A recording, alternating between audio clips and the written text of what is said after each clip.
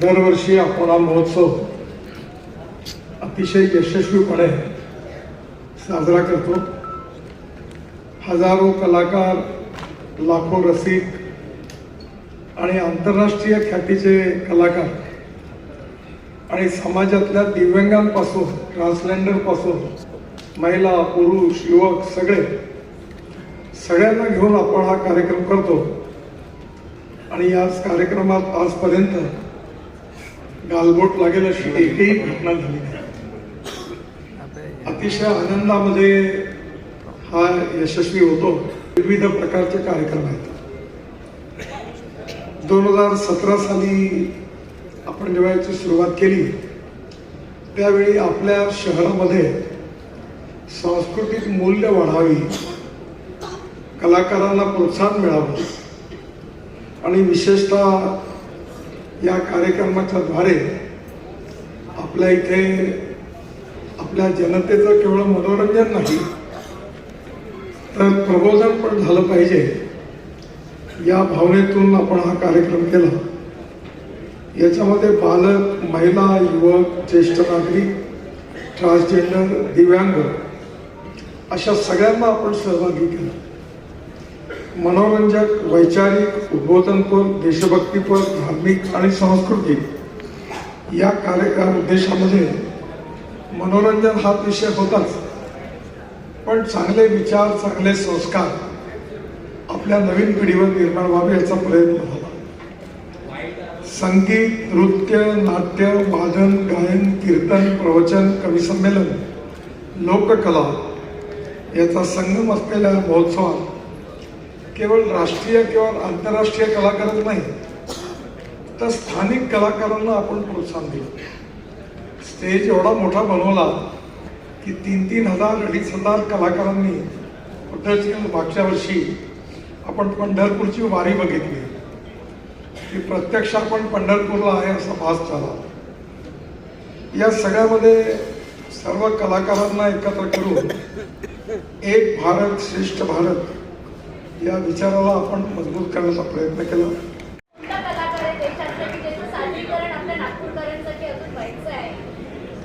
असे अनेक कलाकार आहेत, कारण कलाकारांची संख्या खूप मोठी आहे. आपण जसा हा कार्यक्रम करतो, ज्येष्ठ नागरिकांचा सांस्कृतिक महोत्सव करतो, मधल्या काळामध्ये आपण नागपुरात 2-3 ठिकाणी पण आयोजित केला होता. अशा अनेक कला आहेत, अनेक कलाकार आहेत. तसं मी सांगेन की ट्रान्सजेंडर असतील, तृतीयपंथी, दिव्यांग, मला आठवतं एक दिल्लीचे कलाकार होते, काय नव्हतं ते मुस्लिम कलाकार, ज्यांनी जावेद पाशा, त्यांनी दिव्यांगांना घेऊन व्हीलचेअरवर केलेला नृत्याचा कार्यक्रम आपण कधी विसरू शकत नाही, इतका चांगला होता. आपण सगळ्या अशा लोकांना आणलं आणि जेवढे कलाकार नवीन तयार होतील त्यांनाही प्रोत्साहन देत राहू आणि हे व्यासपीठ नवीन कलाकारांना घेऊन येईल आणि प्रोत्साहन देईल. मी आता सांगू नये, पण आमच्या कार्यक्रमात जे येतात ते कार्यक्रम झाल्यावर त्यांचे पुढे कार्यक्रमाचे रेट दुप्पट होऊन जातात. आता कोणी करोडोच्या खाली बोलत नाही, एवढं हा कार्यक्रम सगळ्यांना लाभी होतो. त्यामुळे एकंदरीत कलाकारांनी पण त्यांच्या मेहनतीचं फळ मिळालं पाहिजे आणि नवीन कलाकारांना प्रोत्साहन मिळालं पाहिजे याच्यानंतर प्रयत्न. मागच्या वर्षी इथे प्रेस झाली होती आपली खासदार सांस्कृतिक महोत्सवाची. त्याच्यामध्ये आपण बोलले होते की बा आपण पुढल्या 2025च्या ज्या खासदार महोत्सवमध्ये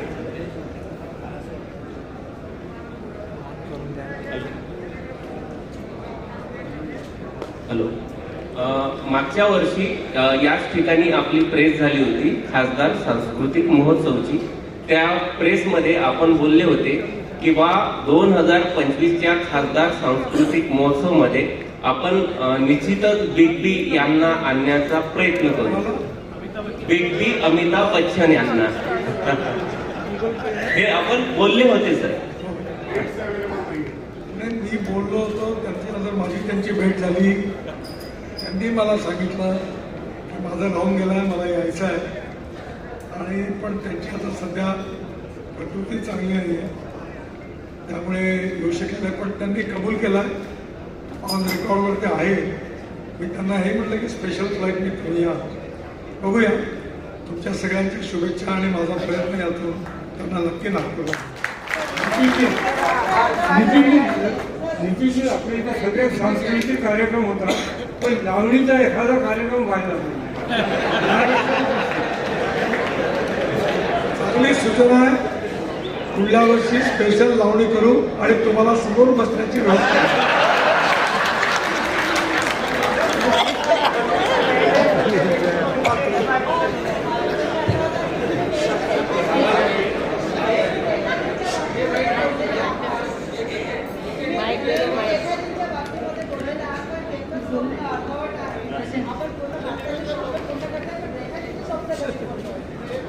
नक्की करूया.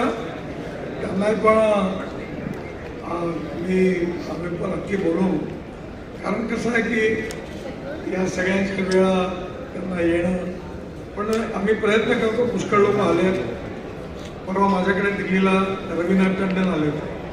त्यांनी पण तुम्ही म्हटलं आमच्याकडे काल त्यांनी यायची तयारी दाखवली, पण सध्या पुढच्या वेळी त्यांना एक कुठे बोलू.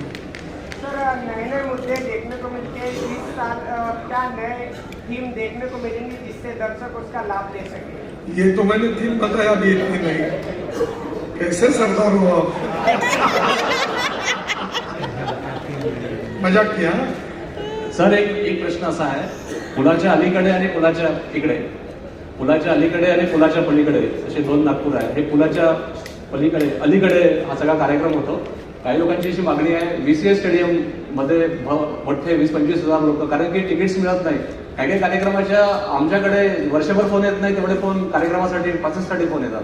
तर VCS स्टेडियम किंवा मोठ्या ठिकाणी मोठे मोठे स्क्रीन्स लावून इंटरनॅशनल, जे हा कार्यक्रम इंटरनॅशनलच असतो, पण पुलाच्या पलीकडे किंवा सर्वसमावेशक नागपूर व्हावं यासाठी काही भविष्यात काही प्रयत्न होणार आहे का. तुमचं म्हणणं बरोबर आहे की आता स्टेडियम कमी पडतात. मी आता स्पेनमध्ये गेलो होतो आणि तिथे बार्सिलोनाला मी एक स्टेडियम पाहायला गेलो होतो. ते स्टेडियम पाहायचं तिकीटच जवळपास 800 रुपये होतं आणि एकावेळी 3 मजले स्टेडियम ऑटोमॅटिक होतं आणि खूपच सुंदर होतं. आपल्या इथे आता संख्या कमी होते, दरवर्षी 2-3दा लाठीचार्ज होतो. यावेळी नागपुरात 1 लाख लोक बसावे असं उत्तम स्टेडियम व्हावं असा माझ्या मनातली इच्छा आहे. यशवंत स्टेडियममध्ये आता त्याचा विकास होणार आहे. त्याचं डिझाईन फायनल झालेलं आहे आणि लवकरच त्याच्या कामाला सुरुवात होईल.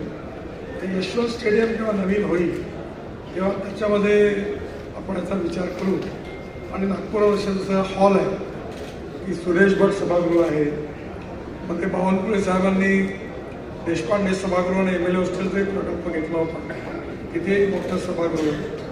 असं नागपुरात 4 दिशेला 4 मोठे स्पोर्ट्स क्लब व्हावे आणि त्या ठिकाणी 1 लाख मुलं खेळावे. आणि नागपुरात सांस्कृतिक आणि स्पोर्ट्स या दोन्ही क्षेत्रात आपण चांगलं व्हावं असा प्रयत्न आहे.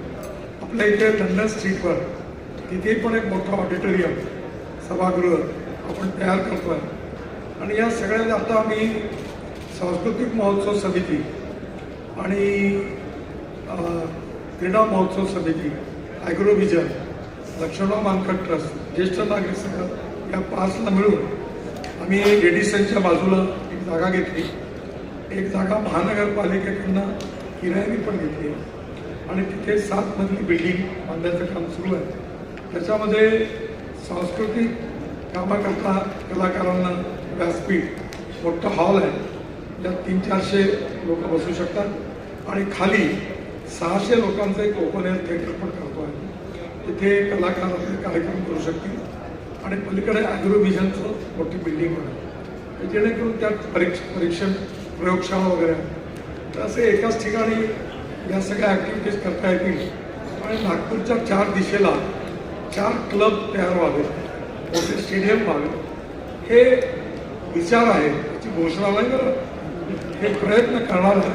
काही दृष्टिक्षेपात नाही, काही होतील. त्यामुळे एकंदरीत नागपुरात सगळ्या ठिकाणी व्हावं. तुमची सूचना बरोबर आहे. आम्ही नक्की करू. सर एक सूचना ये थी कि पासेस सर वितरित हो जाते हैं ये सांस्कृतिक महोत्सव के लिए, लेकिन जब मीडिया पर्सन जब वहाँ बैठता है तो सर उसमें प्रॉब्लम क्रिएट होता है और वो उसी कोई और ऑक्यूपाई कर लेता है. तो ये जो ये है एक प्रकार का जो प्रॉब्लम्स जो है इसके सॉल्यूशन के लिए थोड़ा सूचना थी सर. देखिए, हम लोग सबकी व्यवस्था अच्छी करने का प्रयास करते हैं, और प्रॉब्लम ये आता है कि पास जो होती है वो 2 लोगों के लिए होती है, वो अपने साथ 10 लोग लेकर आते हैं. हम किसी को नाराज तो नहीं करते, फिर पति पत्नी बच्चे सबके परिवार आते हैं, उनको भी नाराज नहीं करते. तो भी पत्रकारों के लिए भी हमने अलग से व्यवस्था रखी है. इस बार भी आपकी व्यवस्था के लिए निश्चित है. निधीजी, माझा प्रश्न होता की आपण भट सभागृहामध्ये मी स्वातंत्र्यवीर सावरकरांचं नाटक बघितलं व तिच्या अप्रतिम आहे. आपण नेहमी मागणी होते नागपूरकरांची की तो सांस्कृतिक महोत्सवाच्या या पटलावर तो नाटक व्हावं. तर काय अनेक वर्षाची इच्छा पुढच्या वर्षी तरी पूर्ण होईल का? कारण स्वातंत्र्यवीर सावरकरांचं नाटक जीवनावर आधारित नाटक आहे, तो फार अप्रतिम आहे. आणि मोहनजी, आपण सर्वांनी त्यांनी बघितलं आहे. मला वाटतं आमच्या याच्यात एकदा झालं आहे सावरकरांवर मोठं नाटक, छान झालं. यानंतर धन्यवाद सर. माननीय नितीनजींनी 2025च्या खासदार सांस्कृतिक महोत्सवात होणाऱ्या कार्यक्रमाची सविस्तर अशी माहिती आपल्याला दिली आहे. या कार्यक्रमाची एक लहानशी अशी झलक की हा नेमका महोत्सव राहणार कसा आहे याची एक छोटेखानी 2 ते 2.5 मिनिटाची एवी तयार केलेली आहे, ती आपण बघावी. आणि आपल्या सगळ्यांसाठी स्नेहभोजनाची व्यवस्था करण्यात आलेली आहे.